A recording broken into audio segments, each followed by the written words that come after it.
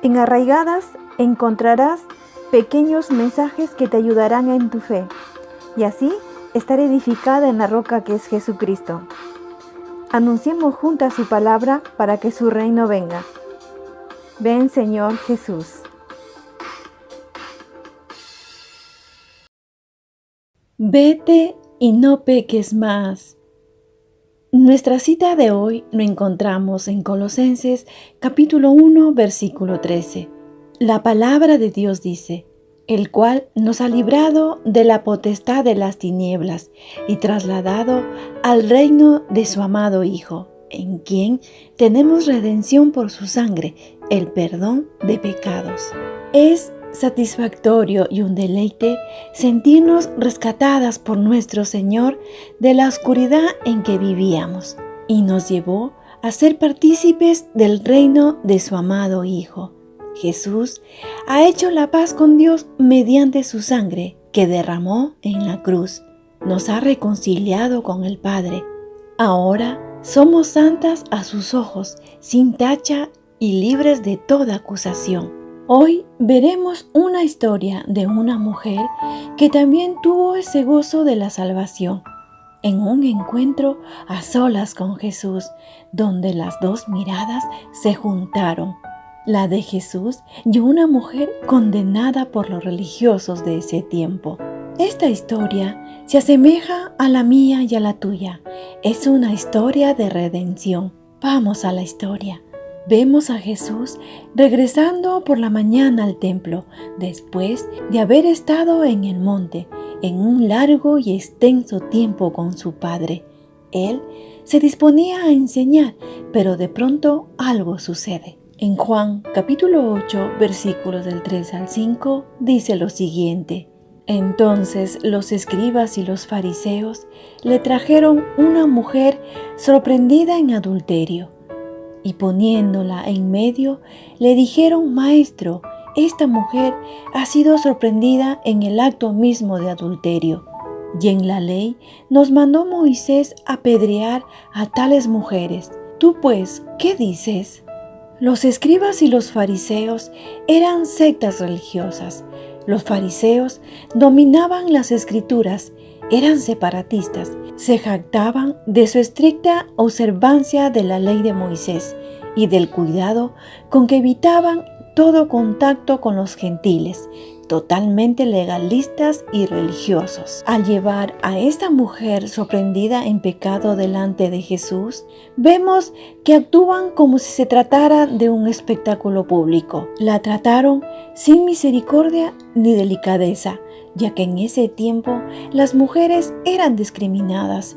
Ellas solo tenían deberes, pero no derechos.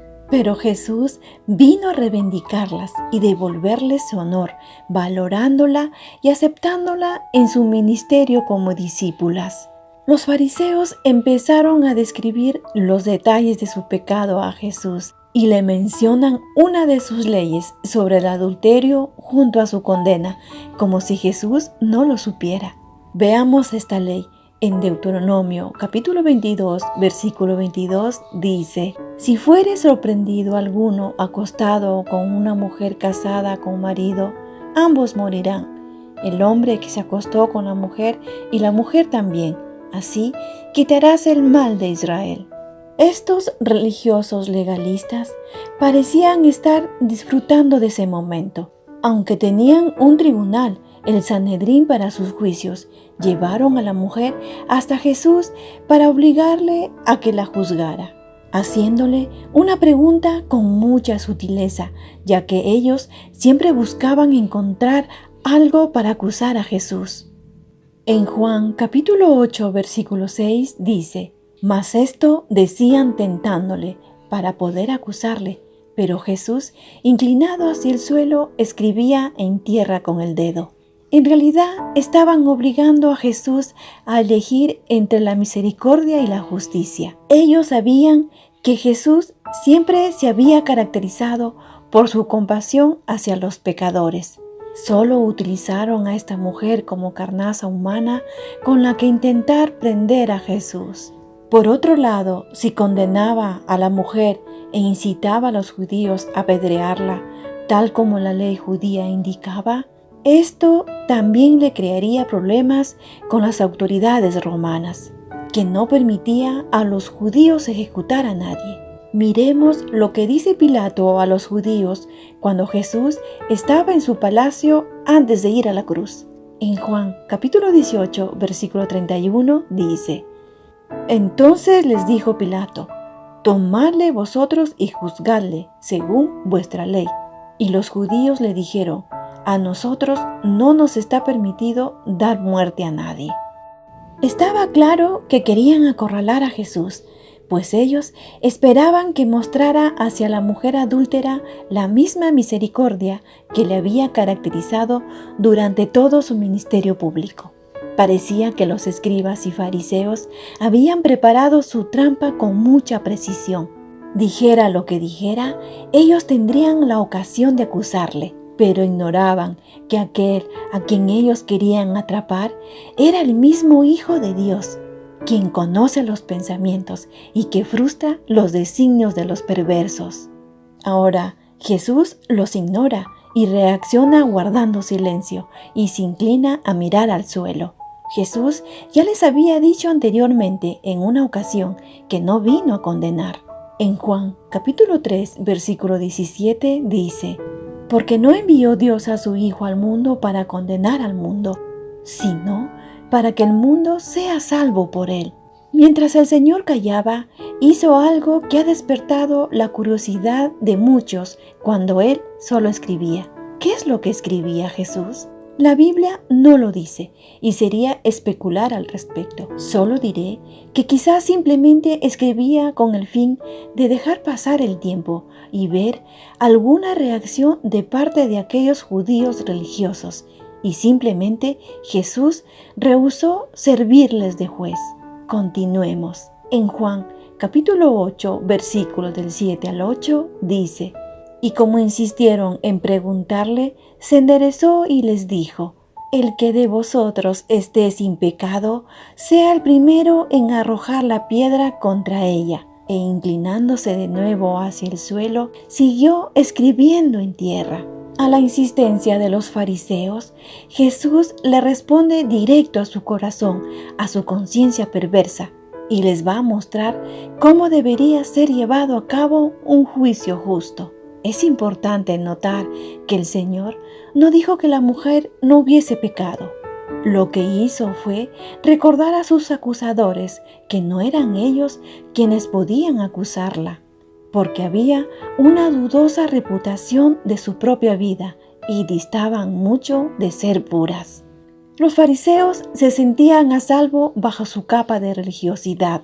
Ellos se creían libres de pecado y que no tendrían motivo de pasar por el juicio de Dios. Jesús volvió a inclinarse de nuevo hacia el suelo y siguió escribiendo, dándoles tiempo a estos fariseos a solas con su conciencia y se examinasen a sí mismos. Pero el orgullo religioso ganó y salieron del lugar. Miremos. En Juan capítulo 8, versículo 9 dice: Pero ellos, al oír esto, acusados por su conciencia, salían uno a uno, comenzando desde los más viejos hasta los postreros, y quedó solo Jesús y la mujer que estaba en medio.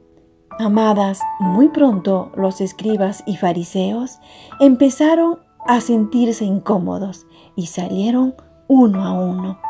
No soportaron permanecer por más tiempo con la conciencia al descubierto ante la luz de Cristo. También de esto Jesús ya les había hablado. En Juan capítulo 3, versículo 20 dice: Porque todo aquel que hace lo malo aborrece la luz y no viene a la luz, para que sus obras no sean reprendidas. Así pues, aunque pensaron que su plan para atrapar a Jesús era perfecto, una vez más fueron ellos mismos quienes quedaron avergonzados y tuvieron que irse. Jesús, al verse solo con la mujer, le va a mostrar a ella misericordia. En Juan capítulo 8, versículo 10 dice: Enderezándose Jesús y no viendo a nadie sino a la mujer, le dijo: Mujer, ¿dónde están los que te acusaban? ¿Ninguno te condenó?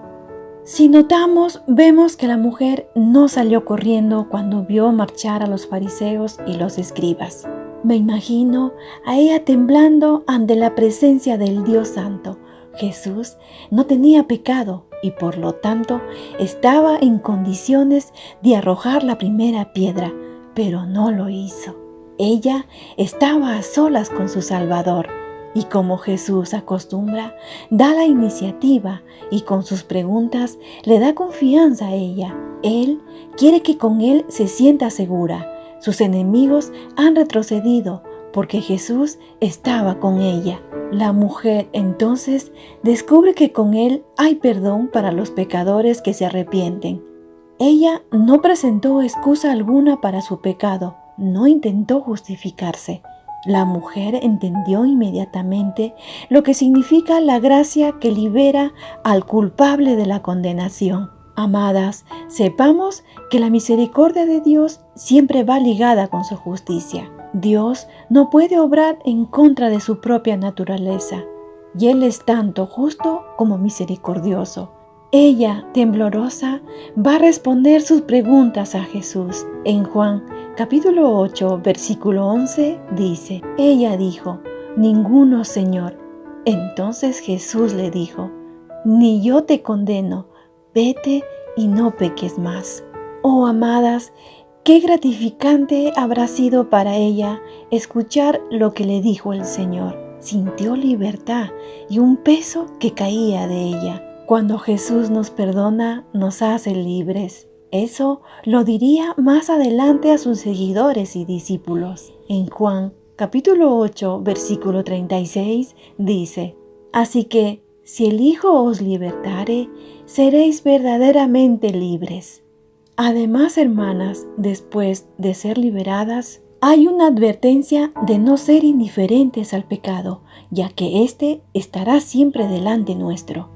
Por eso vemos que Jesús, después de perdonarla, le pide inmediatamente que debía abandonar su vida pecaminosa. Le dice que se fuera, pero que no peque más. La misericordia de Dios no da licencia para el pecado. El perdón gratuito nunca debe ser interpretado como una invitación para seguir pecando, sino para todo lo contrario. Recordemos una advertencia similar que hizo Jesús a un paralítico en Betesda cuando lo sanó. Miremos, en Juan capítulo 5, versículo 14, dice, «Después le halló Jesús en el templo y le dijo, «Mira, has sido sanado, no peques más, para que no te venga alguna cosa peor». Amadas, abandonar el pecado es la esencia misma del verdadero arrepentimiento. No vale de nada ante los ojos de Dios ese arrepentimiento que únicamente consiste en palabras. Jesús nos da su perdón, nos liberta, nos justifica, nos salva para vivir en santidad. Dios con nosotras. Encuéntranos en arraigadas777.blogspot.com.